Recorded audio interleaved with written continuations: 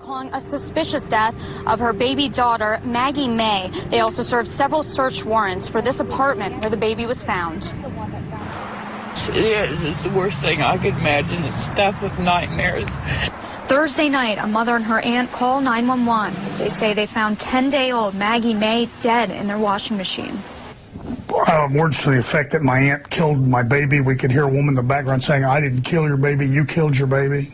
The aunt apparently came to the house, heard the washing machine going, and it was out of balance, so it was banging against the wall. Went into the room to investigate, lifted the lid, turning off the machine. I went and I looked in that washer.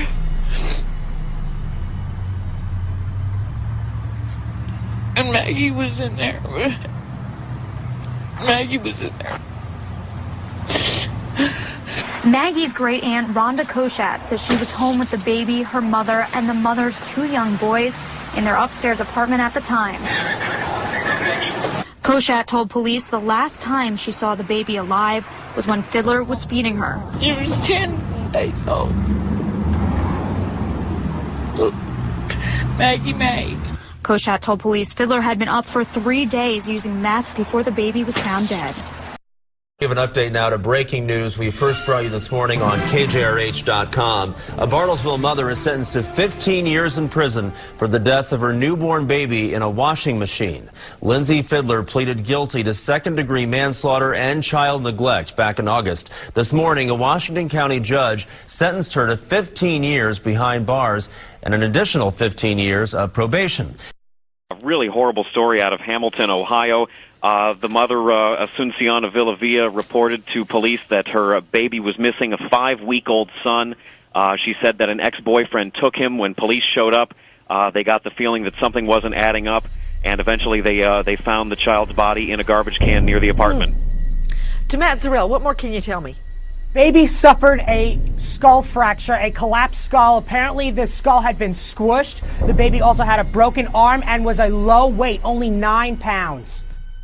Police say that she left a dead baby in a Walmart toilet. An employee at the store in Muskogee made the discovery. Investigators say they've talked to the mother, but tonight she has not been arrested. They want to know how the baby died first.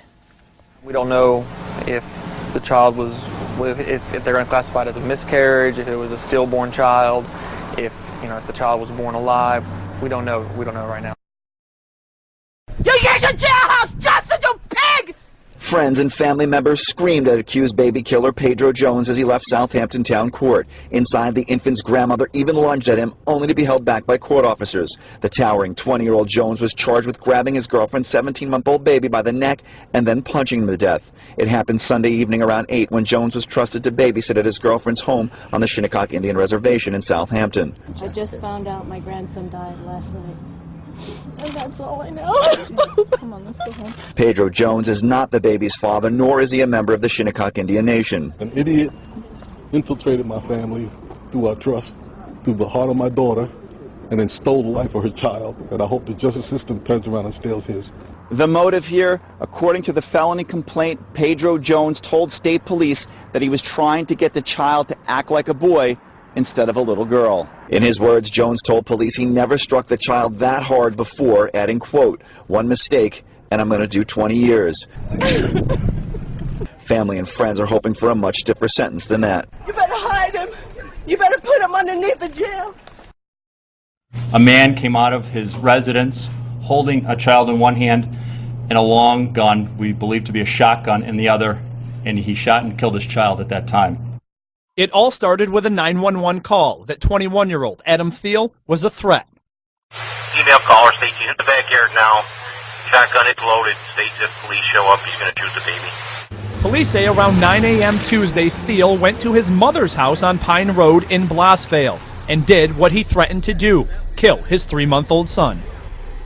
A horrifying incident witnessed by people in Oakland. One of them happened to be an off-duty police officer. The officer saw a man shake a 2-year-old child violently and then hurl her into oncoming traffic.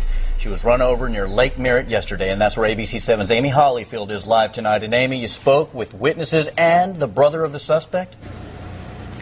I did, Alan. It all happened yesterday at 5:30 here at 5th Avenue and 15th Streets, and the witnesses tell me they're having a tough time today recovering from what they saw.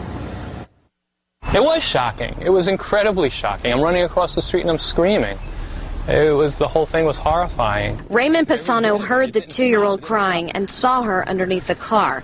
His wife did what she could for the child. I saw the baby kind of appear underneath the car, as the cars passed, and I could see her, and then right when it stopped, my wife gets there, gets underneath the car and takes Jayla out. Pisano then saw the baby's father running down the street and slamming himself into cars. When police arrived, they used a taser to subdue him. The child's uncle says he's having a hard time believing his brother would hurt the little girl and says his brother has had a rough life. Yeah, PSD, post-traumatic stress disorder. From all that, we've been in group homes for a long time. They give us they use us as guinea pigs, giving us medication. George Francis is one of Manila International's more unusual arrivals. The newborn was found dumped in a rubbish bag, covered in blood and swaddled in tissue. Officials think he was born on board a Gulf Airways jet that came in from Bahrain. He wasn't crying, he wasn't crying. He was only moving, look at him. George weighs 6 pounds and despite his ordeal seems to be a healthy baby. When we initially saw the baby, his colour wasn't right. His colour should be pinkish, but when we placed a drop light and cleaned him, he regained his natural colour. Most airlines, including Gulf Air, will take pregnant travellers up until 32 weeks, later if there's a doctor's letter.